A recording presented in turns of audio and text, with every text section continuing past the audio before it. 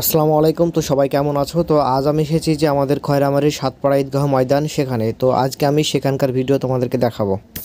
তো আমরা জানি যে সকলে যে এটা হচ্ছে সাতপাড়া ঈদগাহ ময়দান। আসলে কোন কোন পাড়া সেটা কিন্তু আমরা অনেকে অজানা। আজ আমি সেটাই বলবো যে কোন কোন পাড়া সেই ঈদগাহ বা কোন কোন পাড়ার মানুষ সেখানে ঈদের দিনে নামাজ পড়তে আসে। তো আমি সমস্ত কিছুই বলবো আজকের এই ভিডিওতে। তো সবাই ভিডিওটি সম্পূর্ণ দেখবে। এটা হচ্ছে সেই আমাদের ঈদগাহ ময়দান, কারণ এটা কত বড় নিশ্চয়ই বুঝতে পারছো তোমরা কতটা বড় এটা। তো এই যে সাতপাড়া ঈদগাহ ময়দান সেটা কিন্তু কিনা না। সবাই হয়তো ভাববে যে সাতপাড়া মিলে জমিটা কিনে ঈদগাহ বানিয়েছে, সেটা নয়। জমিটা দান করেছে মানে একজন ব্যক্তি, তিনার নাম হচ্ছে আব্দুর রশিদ মণ্ডল। তিনি কিন্তু একজন খুবই ভালো মনের মানুষ। তো যেই সাতটা পাড়ার নাম ঘোষণা করেছে সেই সাতটা পাড়ায় কিন্তু ভালো একটা বড় ঈদগাহ নেই। মানে সবাই ওই ছোটোখাটো এরিয়াতেই কিন্তু নামাজ পড়তো।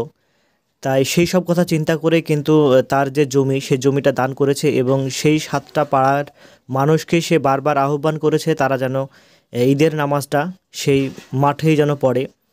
তার জন্য সে বারবার আহ্বান করেছে। তো সেই সমস্ত মানে যে পাড়া, তো এই ঈদগাহাতে যে নামাজ পড়ার জন্য সে বিশেষভাবে মানে আহ্বান করেছে। যেই সাতটা পাড়ার নাম সে ঘোষণা করেছে সেগুলো হচ্ছে শামুসপাড়া বা চামটেপাড়া যেটাকে বলে, আর ঠাকুরপাড়া, চাইপাড়া, হাটপাড়া, হাজিপাড়া এবং পশ্চিম হাজিপাড়া, এবং আর একটা আছে সেটা হচ্ছে বক্সিরিপাড়া বা যেটাকে পালপাড়া বলে। তো এটা হচ্ছে যে সেই সাতপাড়া ঈদগাহ ময়দান। যে সাতটা পাড়ার নাম করলাম তারা কিন্তু সেই ঈদের সময় এখানে নামাজ পড়ে এবং এই জায়গাটা কিন্তু খুবই বড় একটা জায়গা। তো একজন জমি দান করাতেই আমরা এত বড় ঈদগাহকে পেয়েছি। তারপরও আশপাশে যাদের জমি আছে তারাও হয়তো আস্তে আস্তে দান করবে, তাহলে কিন্তু ঈদগাহটা সবচাইতে বড় হয়ে যাবে। তো এমনও ব্যক্তি আছে সাতপাড়ার ঈদগাহ ময়দান কিন্তু দেখেনি, হয়তো নাম শুনেছে, হয়তো আত্মীয় স্বজন বা আমাদেরই বন্ধু বান্ধব অনেকেই আছে যারা সৌদি, কাতার, কুয়েত অনেক দিন ধরে আছে। তো আমি সবাইকে বলবো যে ভিডিওটি শেয়ার করে দিবেন, তাহলে ওরা হয়তো দেখতে পাবে যে আমাদের যে কত বড় একটা সাতপাড়ার ঈদগাহ যে ময়দান সেটা কিন্তু ভিডিওর মাধ্যমে দেখতে পাবে। তো বিশেষভাবে সবাইকে অনুরোধ করব ভিডিওটি শেয়ার করে দেবে। তো ঈদগাহ ময়দানে কিন্তু অনেক কাজ থাকে, যেমন বাউন্ডারি ঘেরা, মিনার তৈরি করা, অনেকে মানে অনেক ধরনের কাজ থাকে। সেই সবগুলো কিন্তু এখনও শুরু করেনি, সবেমাত্র একটা ছোট্ট মিনার তৈরি করা হয়েছে। সেই মিনারটা আমি তোমাদেরকে ভালোভাবে দেখাবো। তো অতটা জমির মাঝে একটাই শুধু মিনার আছে, এই যে এই মিনারটা। কারণ মিনারটা কিন্তু খুবই ছোট, কারণ খুব বড় বেশি মিনার না, কারণ ছোট্ট একটা মিনার তৈরি করা হয়েছে। সবারের উদ্যোগে কিন্তু সেই মিনারটা তৈরি করা হয়েছে, আর মিনারটা কিন্তু খুব একটা বেশি বড় নয়। তো হয়তো ঈদগাহ কর্তৃপক্ষ সামনে কিছু ভালো ডিসিশন নিয়ে সে হয়তো মিনারটা বাড়ানোর চেষ্টা করবে বা আরও কিছু হয়তো তৈরি করবে। তো আগেই বলেছি যে ঈদগাহর যে চারিপাশ কিন্তু একেবারে ফাঁকা আছে, আর যে ঈদগাহটা একদম মানে রাস্তারই পাশে, মানে জমি আর রাস্তা একদম পাশাপাশি এই যে রাস্তাটা।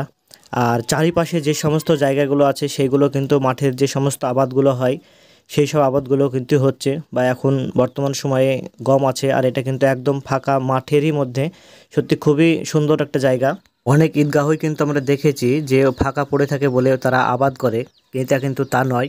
এখানে যত আশপাশকার মানে ছেলেগুলো আছে বা ছোট ছোট বাচ্চা যারা আছে তারা কিন্তু সেই ফাঁকা মাঠে কিন্তু মানে খেলাধুলা করে।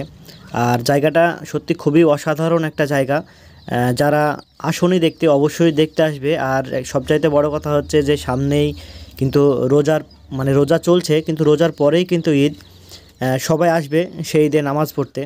ঈদগাহ ময়দান থেকে ড্রোনটাকে আমরা উপরে তুলেছিলাম, এবং যে সামনেই যে মাঠ দেখতে পাচ্ছ কত সুন্দর লাগছে, কারণ মাঠের পরিবেশটা। আর সেই যে রাস্তাটা যাচ্ছে, রাস্তা কিন্তু সোজা গিয়ে কিন্তু আমরা বড়বিলা মানে বড়বিলার যে পাড়া সেই পাড়ায় কিন্তু সেই রাস্তাটা উঠবে। তো যাই হোক, এই ছিল আজকের ভিডিও। তো যারা এই সমস্ত ঈদগাহ বা মসজিদের মিনার মানে এরকম কিছু দেখতে সুন্দর যে সমস্ত জায়গাগুলো আছে, যদি নিজের গ্রামে হয় তো সেগুলো যদি ভিডিও ধারণ করতে বলো তাহলে অবশ্যই আমি সেই সমস্ত ভিডিও ধারণ করব।